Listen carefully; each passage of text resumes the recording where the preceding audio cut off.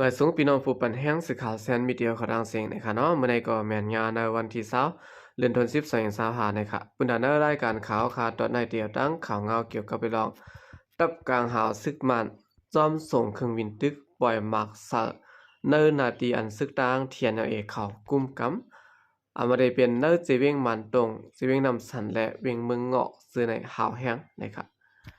เดี๋ยวด้านข่าวเงาในเซียวก็มาผักตอนปั้นพี่น้องเขากว่าในข่าวเลยรู้จำข่าวว่าตับกลางหาวซึกมันเอาเฮอวินตึกเข้าปล่อยหมากลงสะวันตะอังเนอจีเวงนำสันมันตรงเมืองเงาะซึ่งใจประหองนั่นนาลีนันเทียนเอาเอกกุมกำไว้นันแทงและเฮ็ดให้มีกวนมาเจ็บเสียมกะเฮินเยคงจากเนียงวิหารจ้องหมุนเจ้าลูกก้อยก็จอมตั้งนำนะครับเกี่ยวเลยลองในวันที่19เดือนออกตุลาคม2025ยามบ่ายวันหมอก12:30นเฮือมินตึกของสิซึกมันกว่าปล่อยหมากลงนำนักหาปักป่อง1ลูกลงสาที่ในเวียงนำสันนะครับและฮู้ว่าหมากลงในตกสาในปอกน้ำหมอนั่นเสียแล้วมีกลซ้ายไหลเติมมาเจ็บ2เกาะ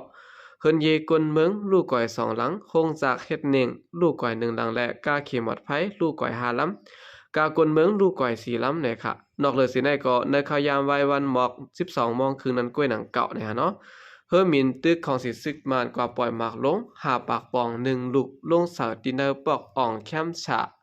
เว้งมันตรงนั้นเสียยาวเฮ็ดให้เฮินเยกลเมืองลูกก่อยกว่าหมอก6หลังนะครับเนอข่าวยามเดียวกันนั้นกล้วยหนังเก่าที่ในเวียงเมืองงอก็ญาติกับกลางหาซึกมันเข้าปล่อยหมากลงตา2ลูกลงสาในวันลอยเป้งและเกี้ยวหมุนเจ้าจะรอบศาลาซื้อในเขาในวันที่18เดือนออกตุลาคมบนบ้านในกอตับกลางหาซึกมันเข้าปล่อยหมากสาในวันก่อนเหตุเว้งน้ำสันวัน11ลักยกอวันน้ำมังเมืองเงาะหิมแก่วันลอยสู้และปังสับเปะเวียงเมืองหลงย้อนไปถูกปล่อยหมากสาและมีคนลูกตายจำ6เกาะมา78เกาะเสมกาเคินเยวิหารเจ้ามุนเจ้าและลูกก่อยกว่าตั้งนำเหมือนกันนะครับเดี๋ยวหน้าเดือนออกตุลาต่อพอถึงได้วันเมื่อไหร่นะครับเนาะย้อนเบิดตับกลางหาซึกมันเข้าปล่อยหมากสานั่นน่ะที่นั่นเทียนเอาไอ้กุ้มกำนั่นแหละเฮ็ดให้มีคนเมืองลูกตายจอม42เกาะนะครับนั่นตีเป็นดูอัน6เกาะและมีคนบาดเจ็บ41เกาะปะดังดูอัน10เกาะเหมือนกันนะครับเนาะอันนี้ก็เป็นผางหางนะเนาะในวันอันซึกมันก็ปล่อยหมากซะนะครับรายวันเหลียวแผ่วหมดนะฮะเนาะเฮินเยคนเมืองในจำไรเสียอีกเยอะนะครับบ่ได้เป็นรถกะนะเนาะคงจะเฮ็ดเองก็ลูกก่อยนำเตะๆนะครับที่รายว่าดังผายซึกมาใน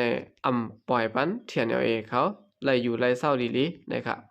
เลือสิเนมก้านะครับเนาะในวันที่19เดือนออกตุลาคมนั้นก็หมอกยามไว้วัน2โมงนั้นของสิซึ่งมันเอาเฮิรมินตึกปล่อยหมากสากตีวันเกี่ยวพาและวันเยเอนะครับอันมีภายตกเวียงเมืองกุดอันตับซึกต่างเทียนให้เขากุมกำนั่นแท่งนะครับกวนมันในพื้นที่ก็1 ลาดก่อยด้านสื่อข่าวว่าเฮิรมินจัดไฟตาซึกมันเข้ามาปล่อยหมากตีห้องเล่งไก่อันมีดีในแก่วันเกี่ยวพาและวันเยเอนั่นเสอันมีกวนตุ้มเตอมาเจ็บสังเสเฮิรนยีลูกก่อยก็มีอยู่ว่านะครับเมื่อขยามไว้วัน1โมงนั้นเนื้อจุ่มวงเหลียวกล้วยตับกลางหาวของสิซึกมันเอาเฮอมินปล่อยหมักสะในมันตรงน้ำสันเมืองเงาะเวียงเมืองกุดอันเทียนใหญ่กุ้มกำนั่นนะฮะเนาะโอเคนั่นก็เป็นผางหางเฮินเยอันซึกมันปล่อยหมักสะนะครับเลยว่าเดี๋ยวเพี้ยวก่อยมดเนี่ยเนาะอันจำกันซะนั่นค่ะนะเฮินเยซะนั่นตั้งผายเทียนเอกเขาได้ถูกซึกมันปล่อยหมักสะตัดไว้นะครับยังอารมณ์ของสิซึกมันได้ก็ติดตึกเอาขึ้นแทงละลายเซเวงอยู่นะครับเนาะเตรียมก้าเกี่ยวเมลัยสีปอในกล้วยนะครับเมืองเมืองมิดนำตูซึ่งในก็ติดตึกเอาขึ้นอยู่นะเนาะเมืองเงาะซึ่งในนะครับเนาะภายดังของสิซึกมันได้นะครับว่าเสเขาตึกซิมไลเวงสีปอเยาะนะเนาะพยายามตอนเดียวได้ก็เขาเรียบตึกเตหางแฮนซึกเสและวางแผนการซึกเขาอยู่ว่าเต10ดึกเอาเวียงละแทงนะครับตั้งผายซึกตั้งเฉยเขาได้ก็ย่า8โคขามไก่ซูสีปอและนำตูไว้เยาะนะครับเนาะ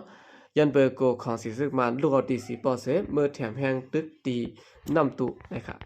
สายซึกของสีซึกมันเขาในอันกว่าตึกตีนำตูพยายามต่อเดียวก็มีไว้อยู่นะครับเนาะย้อนปนันแลนังคือซึกมันเตรียมลูกดีสีปอกว่าจอยตึกซึกมันเขาไล่นั้นก็ตั้งผายซึกลอยเฉียนอย่างเอกเขาไล่ตัดเส้นตาสายตั้งไว้นะครับก็เปิดว่าตั้งผายซึกมันเขาเจอตวนอ่อนโห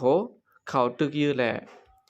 ตาเดเปิมกยื้อของสีซึกมันพยายามต่อเหลียวในเหมือนเมื่อวันตั้งเหยาะนะครับ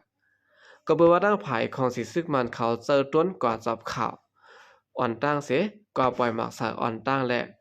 ตึกสัมวาตั้งผายซึกตั้งเถียนเอาให้เขานะครับเนาะเฮ็ดตับขามตึกไว้เนียนนาเสตาก็ย้อนเปืออ่ำมีอันเฮ็ดตั้งกะหาวและสั่งอ่ำหับตึกของสิซึกมันไหลนะครับภายหลังของสิซึกมันเขาในป้อว่าเตเจอกองลงเสร็จแล้วยื้อสาวเนอปืนตีอันจุ่มทุกพื้นเขาอยู่เศร้าไว้นั่นแหละเขายื้ออ่ำเตอค่ะนะก้วยกาไหว้เสเขาเจอต้นมาใน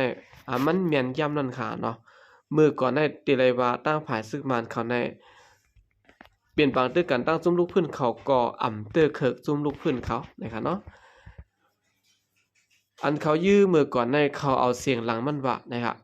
ตีเตื้อเปิ้นอ่ำเตื้อเปิ้นในเขาไรสนซะนะครับเนาะก้วยกะเขาหลูไรยื้อก้วยให้เสียงกองเขาหลังนั้นก้วยนะครับก้วยกะพยายามต่อเหลียวในมันเหมือนกันตั้งมืออ่อนตั้งหยักนะครับเนาะตั้งผายซึกมันเขาในเสื้อต้นเสร็จแล้วกว่าปล่อยหมากสะเมียนย้ำยอก็เฮ็ดให้ตั้งผายผู้เขียนอำนั้นจุ่มลูกเพิ่นเขามีลองรูซุ้มตึกซ้ำว่าอำถอยปันซึกมันในเสตะเพราะว่าถูกตั้งผายซึกมันเขาส่งต้นมาปล่อยหมากสะและเฮ็ดให้ในก้นซึกในจุ่มลูกเพิ่นลูกตายกว่าที่ดีแต่ก็ตั้งผายจุ่มลูกเพิ่นเขาก็คู่กาติไลยอมถอยปันอยู่นะฮะเนาะก้อมกาจะตับไปลินเสร็จแล้วตึกยื้อก้วยได้ก็ตั้งผายซึกตั้งเทียนไอเขาก็ตีฮับตึกไหลเฮิงอยู่นะครับโดยพยายามต่อเหลียวในนะครับเนาะพยายามอันซึกมันคัดใจตึกเอาเวงจอกแม้สีปอซึ่งในตีเลยหันว่าตั้งผายเทียนไอเขาเปลี่ยนผายถอยค่อยไปหันตั้งสื่อข่าวผายเทียนไอเขารายงานว่าเขาซิมไหลตับขามตึกของซึกมันตีละเสติเฮาขาก็ตีเลยหันไว้ซึ่งไหนนะครับ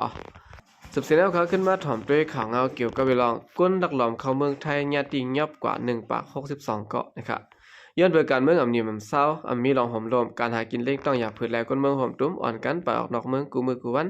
ย้อนเปิดเข้าเมืองผิดหมายมีแลอันญาติยับเกาะคาวามีกูวันนะครับ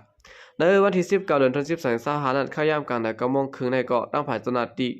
เจเวงสังฆาปุรีสิดอนกาญจนบุรีเขาสหาติยับก้นเมืองห่มตุ้ม1ปาก62เกาะอันเปรียบโมกอยู่เนื้อเถื่อนนะครับ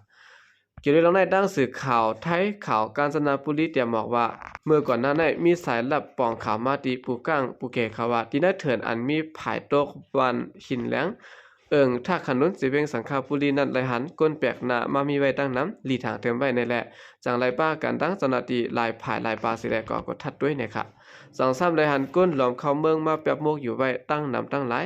เมื่อนับด้วยซื้อตั้งเสียงเต็มมีอยู่1ปาก62เกาะนั่นปรางผู้ชาย92เกาะและผู้หญิง57เกาะลูกอ่อน13เกาะเสื้อเขาลาดว่าโดที่เมืองห่มตุ้มเสียแลไปเข้ามาตั้งเถินอ่านเด็กกว่าเหตุการณ์ที่เวียงสมุทรสาครกรุงเทพส่วนปุรีและ70กว่าเมืองมาเลเซียก็ป้าเนี่ยค่ะเสื้อเขาได้ไล่ปันการนายนาปล่อยจ้า1ก็ละ 20,000 ถึง 24,000 เฮงวัตต์นะฮะเนาะนายนาเขาเฮาเปิดทาตินเถินเตเอากามาหับก้วยกะสัมมาญาติยับซึ่งไหนกว่านะครับเมื่อในก้วยหนังเก่าเมื่อคำวันที่17เดือนธันวาคม25ในเกาะตั้งผายจนาตีเมสอดเจดอนตาเขาตียับไหลก้นเมืองห่มตุ้ม55เกาะอีกประดังผู้จ่าย2เกาะอันเป็นผู้ในตั้งอ่อนเข้ามาในพื้นที่แม่ปะเจเวงเมสอดตียับประดังกา3ลำอันต่อต่างก้นเมืองก้นหอกาตาหนึ่งเกาะตึกแลนไปรอดไว้นะครับอันนี้ก็เป็นข่าวเงาต่างเมืองไทยเขาเตรียมต่างรายงานไว้นะครับเมื่อเหลียวได้อันลักหลอมเข้าเมืองไทยในที่เป็นเมืองที่เหมือนเมืองห่มตุ่มกำบันน้ำนะครับเนาะเหมือนหนังเมืองลาวซึ่งในใดก็เตรียมป้อมมีนะครับเมืองกัมพูชาก็เตรียมมีอยู่นะครับเนาะเตรียมนำตานเมืองห่มตุ่มนะครับเมืองห่มตุ่มได้ก็เปือว่ามันมีรองสุกซักสุกยุงอ่อนเก้าในเมืองและ